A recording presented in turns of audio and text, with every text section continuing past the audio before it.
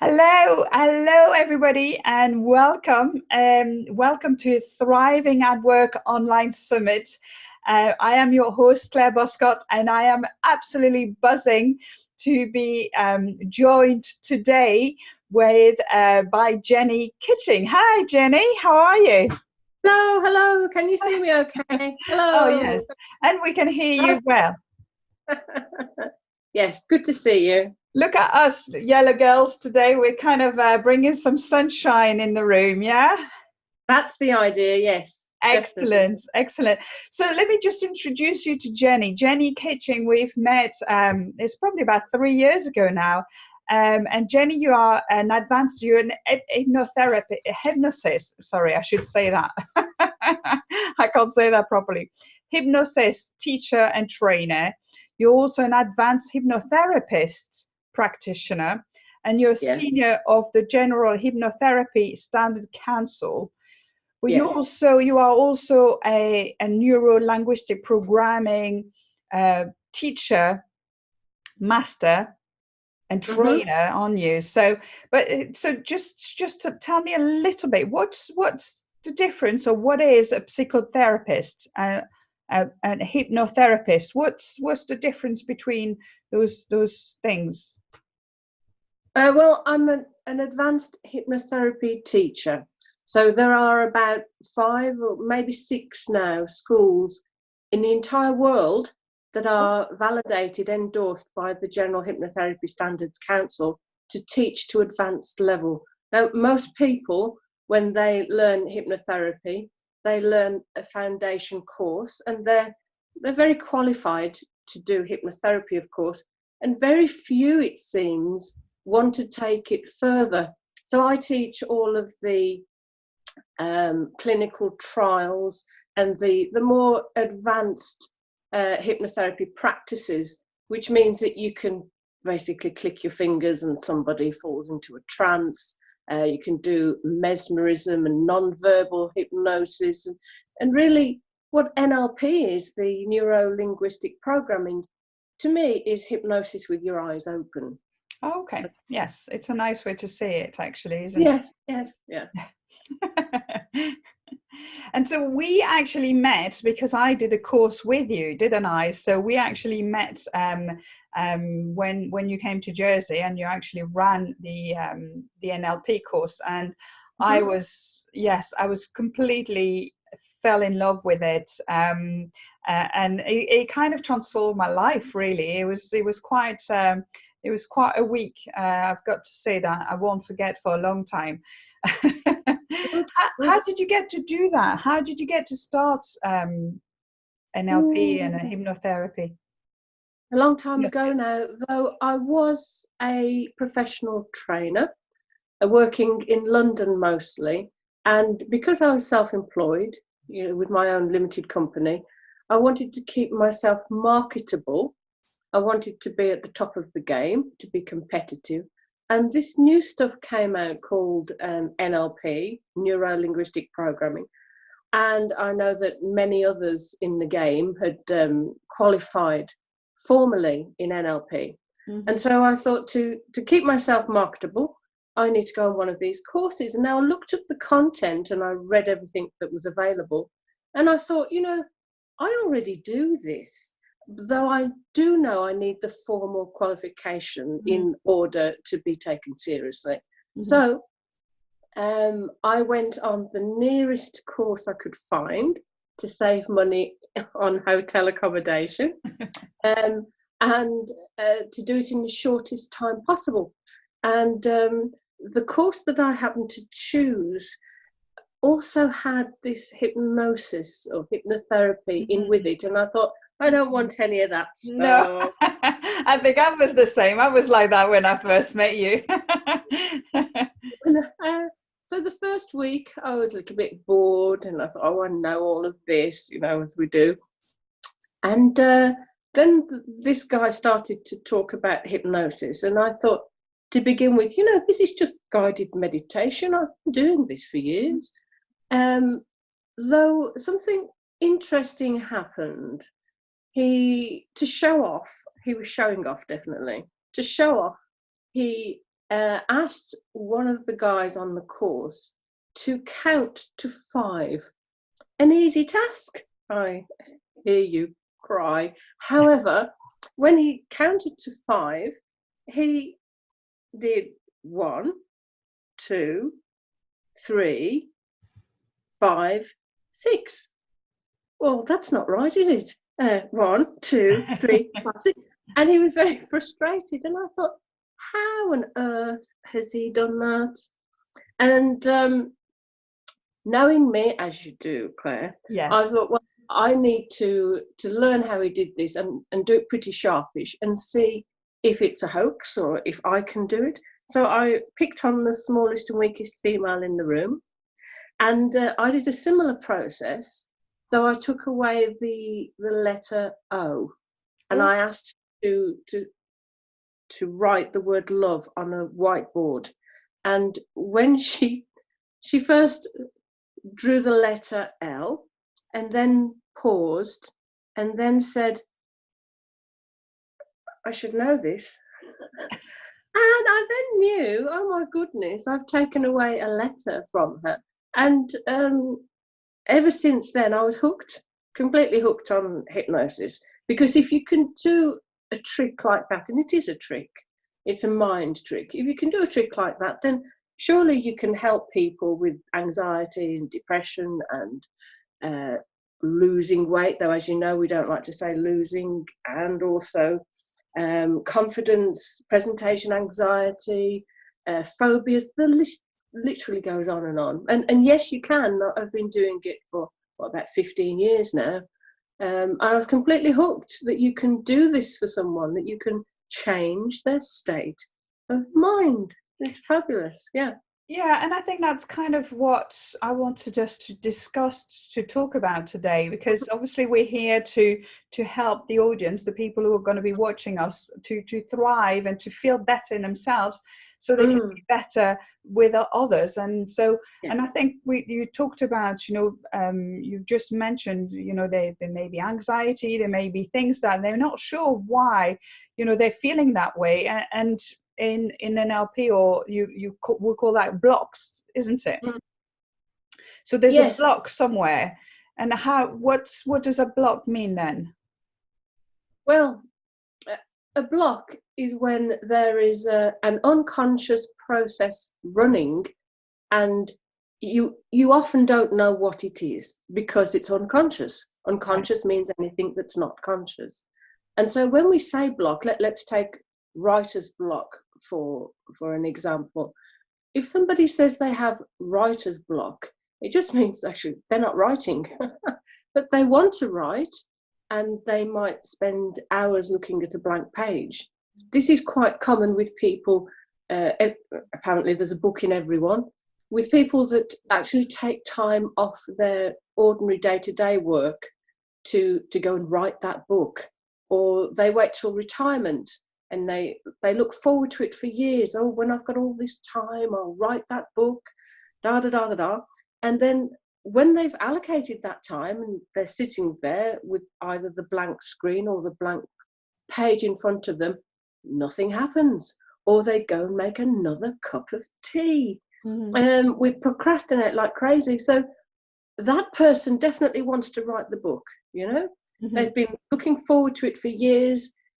They've had ideas come to them when they're frustrated because they don't have the time to devote to constructing a novel, for example. They really want to write that book. However, they sit, look at the blank page, and nothing happens. So therefore, that block is in the unconscious. And the reasoning behind it is often illogical, irrational. It may be that there's a deep-rooted fear of success, for example. They might be a brilliant writer, though worried about the visibility that the success would bring them. Maybe they just don't like money. There's all sorts of reasons. With responsibility, with power comes responsibility, with wealth comes responsibility.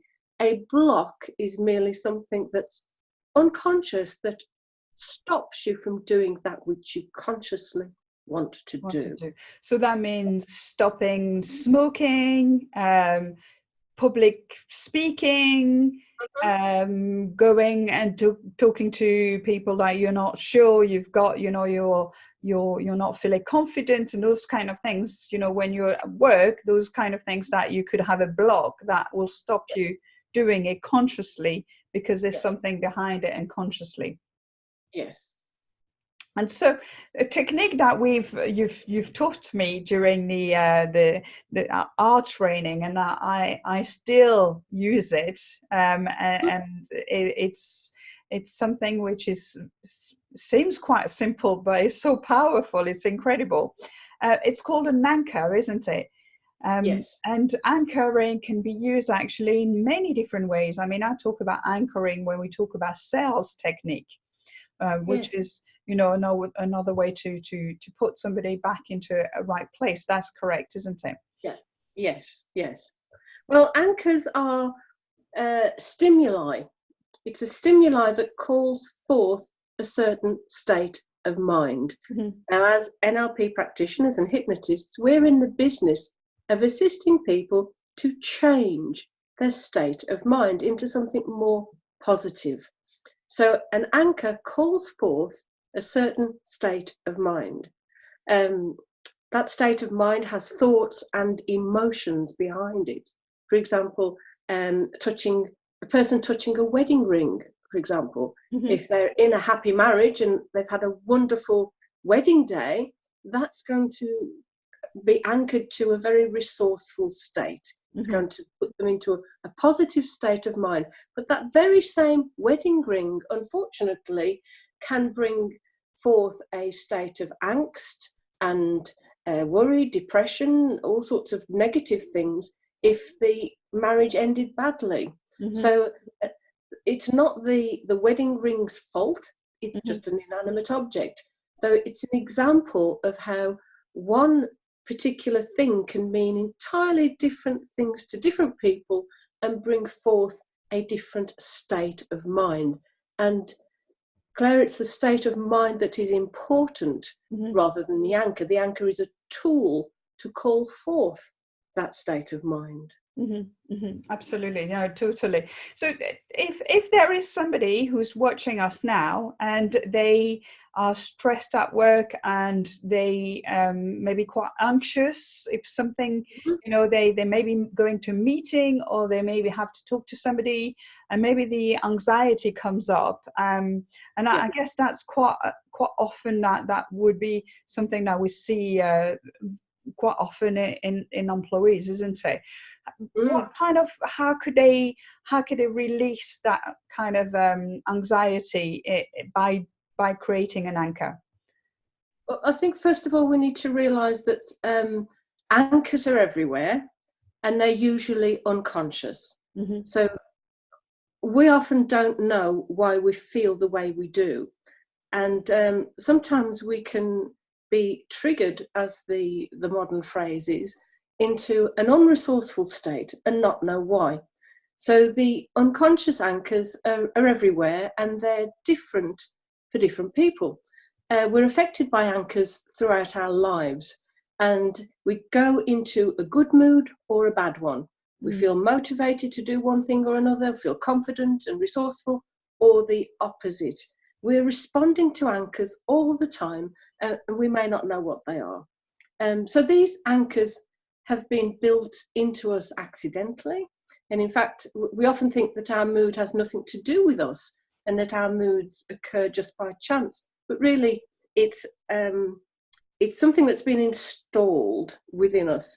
So the person at work that's suddenly in an unresourceful state, a bad mood, they might then logically try to attribute it to another person. That's usually the case. Most people leave their jobs, because of other people rather than the work. Right, yeah. Because we're in that environment a great deal of time, and nobody wants to feel in a negative state for very long. So the anchors are already there, whether it's just going through the door of work, or sitting next to a certain person, or hearing the boss's name, or the telephone ringing and they're not in a good place to do sales today. You know, to be on top of the game all the while is a big demand. So what I think you're talking about is, how do we put in a deliberate anchor to counter the negative? Yes. So what we're doing then is kind of collapsing anchors. Now, the resourceful state is always far more powerful than the negative, though that is completely contrary to what people believe. So you only need a little bit of positivity to dissolve all that negativity. So do you want me to actually take you through an anchoring? Let's do it. Let's do. We've got a bit of time, so let's do it, because I think that would be so powerful to be able to give those tools, to that little technique to those who are watching us. So it's easier for me if you play along, Claire, if you wouldn't mind. I don't mind. Oh, lovely, lovely, lovely. Right, anchoring exercise then. Number one, select some physical action that is easily redoable. Some people make a fist, some people say a word to themselves, others see an object or a symbol, have a necklace or piece of jewelry. Just select something, and if you would like to share it, that would be good. Well, I've got a habit to press here when I'm not doing anything with my hand. If you see what I mean. Okay. So you've got a certain physical anchor. Yeah. Some people, it can be a word. So it doesn't have to be physical, though. Let's say this is your physical anchor. Number two, I want you to now remember a time. Now, when I say remember, you remember things that you saw, that you smelled, that you tasted, that you felt, that you heard. So remember a time when you felt really confident. Because confidence seems to solve many, many issues.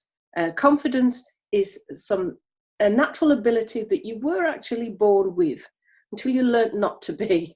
So I want you to remember a time when you can remember now that you felt absolutely, unshakably confident. Do I have to close my eyes to do that? No, you don't have to. Only if it makes you focus more. Okay. So just I'll do it. Yeah. Stare into space or whatever helps you focus. But I want you to remember a time, and I'll know when you're there because your stance will change. There'll be a certain poise. The body tells me when you are confident. Oh yes, I think we're there.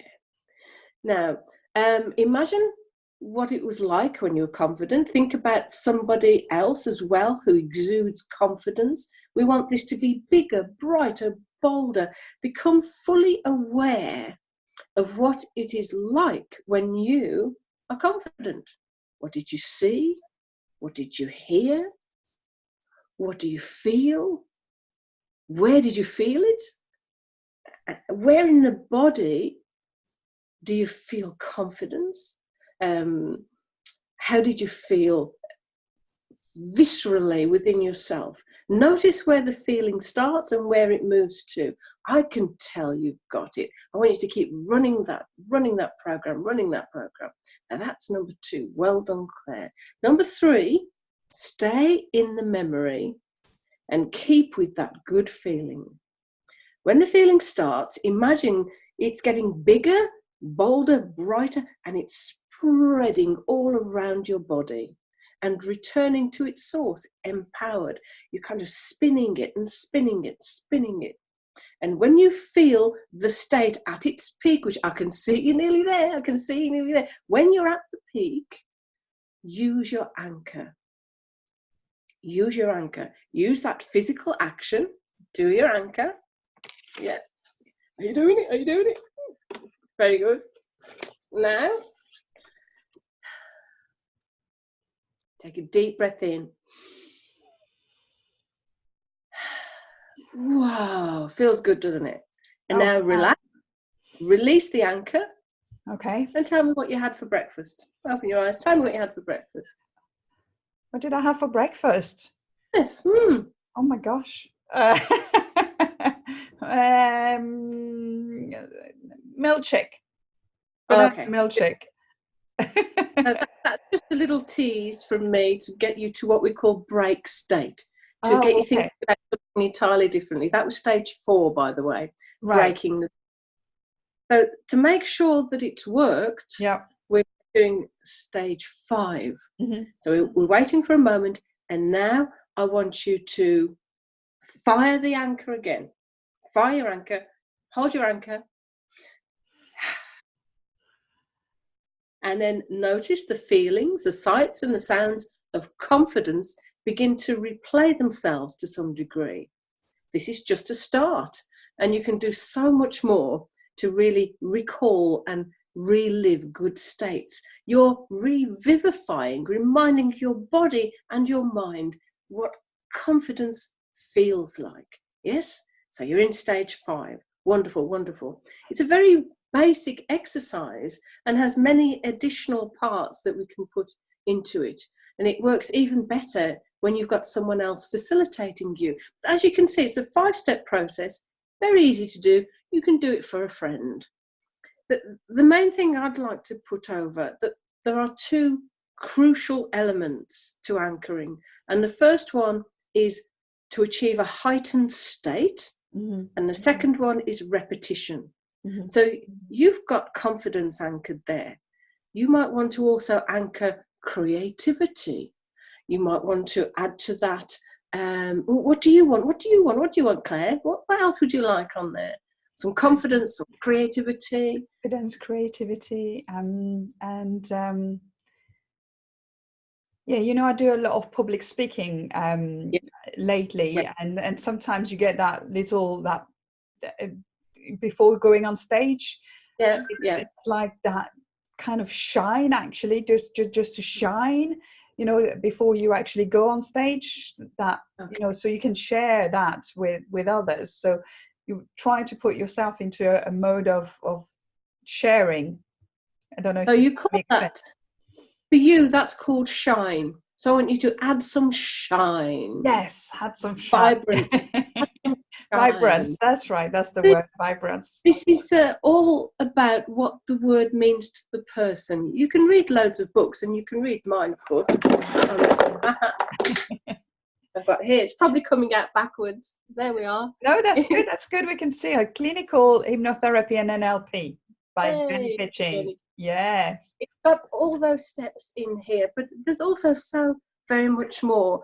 And the main thing is that you connect with your client or your subject, family member, whoever it is, and you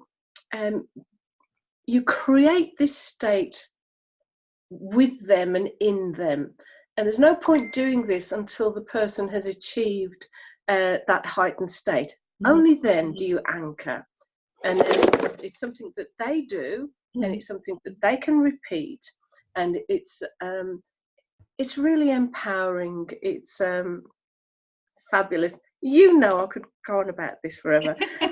So how do you actually, what make you thrive in your work? What do you do to thrive at work yourself? Oh, well, of course I have tea. Which is the health, so it's inside. Oh, yes, I have tea. I think the main thing for me to realise is, of course, I get a buzz from every single client that I see, because I know no matter what state they're in, I have the ability to help them elevate and change that state. If I ever felt myself slipping down into the doldrums, then I know, and I think it's important for the people to know exactly what you can do with anchors to create an improved state of being. You know, when you're really angry or really upset, probably the last thing that you want to do is put a comedy on. And that's the first thing that you ought to do. You know, this law of resonance, when we're vibrating in a certain way, we tend to want to attract something similar towards us. Though if we're in an unresourceful state, like you say, the lady or the gentleman at work, when you know you're not in a good place, don't share it with others. Don't try and get sympathy out of other people, because that's not really going to lift you. find and do what you know pleases you, and only you know that. But put a happy song on.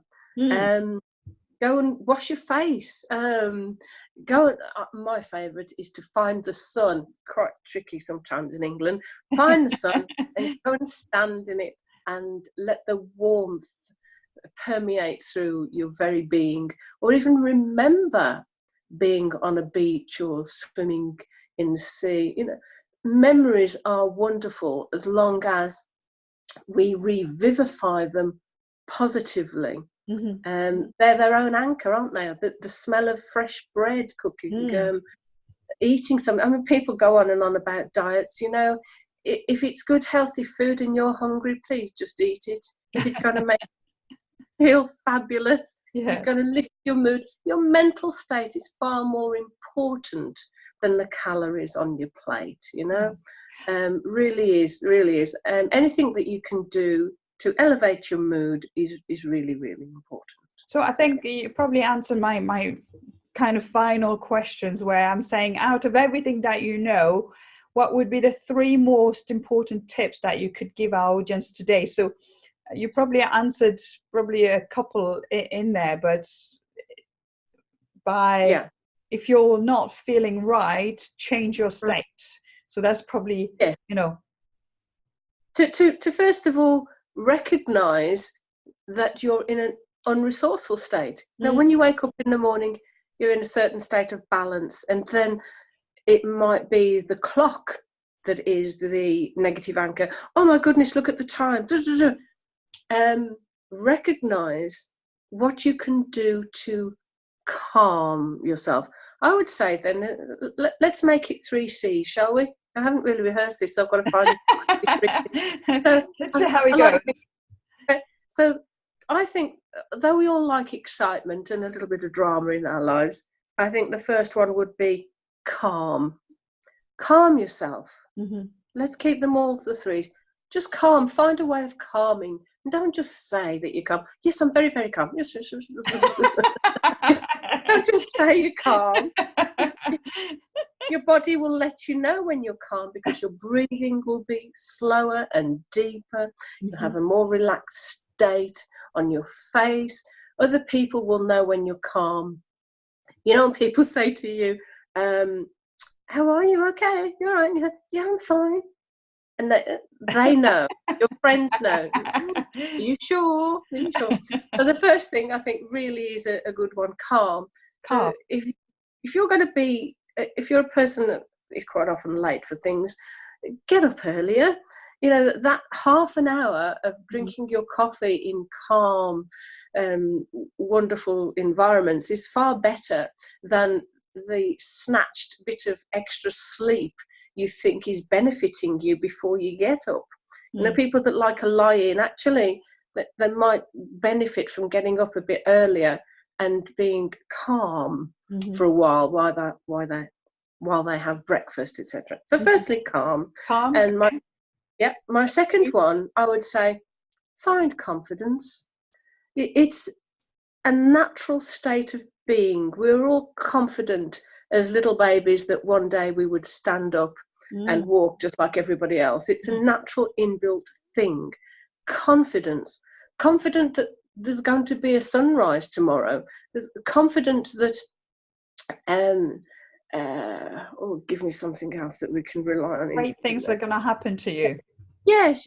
Create confidence, but based on all the wonderful things that have happened to you. No matter how down we might get, in retrospect, even the bad things that happen, we end up saying, do you know, I didn't think so at the time, but it was the best thing that ever happened to me. Because everything's for a reason, and it motivated me to do something else. So find confidence, be calm, find confidence. And my third one, which I think is perhaps the most important, and only usually comes when you've got the first 2, and that's creativity. You are a unique human being that is able to create. And in fact, I think that's our purpose, to create in our own very specific way. If you're doing a job you don't like, then do something in your spare time that you do like. Create something, make something, leave something behind that is completely different and unique to you.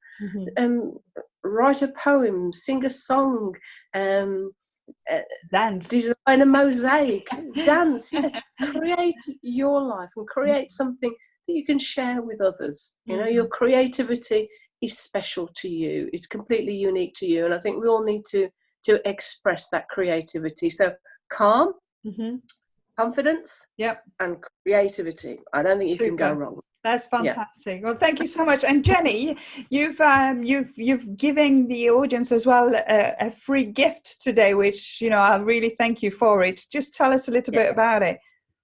Well, you can go onto Amazon and look at all my books, etc. Though I've painstakingly read them all to you. So I've got various sound clips and audio files. And I think what might be quite nice is to give you the audio version of the chapter all about anchors. What do you think? Fantastic. Oh, yes. Brilliant. Oh, well, thank you so much. That's really good. And so where could people find you, Jenny? I think you're obviously on Facebook, you're on social media, you're on LinkedIn as well. Yes, if you look for Jenny Kitching, Jennie, Kitching, Kitching, you'll find me at jennykitching.com. And it's Jenny. What's your nickname? Hypno Woman. Hypno Woman. My clients called me that, and it's stuff. You'll find me here, Jenny Kitching Hypno Woman on YouTube. Jenny Kitching Hypno. Oh, we've just lost you. Oh, well, it's just the end of it, I'm guessing. So we just lost Jenny here. So thank you so much, Jenny, for joining us. If you're not coming back on, it was a real pleasure to see you. Please just go and check her out. Just go and, you know, find out more about Jenny. If you need anything or any information, it'll be on the Jenny's page here, and you can click on the free gift as well.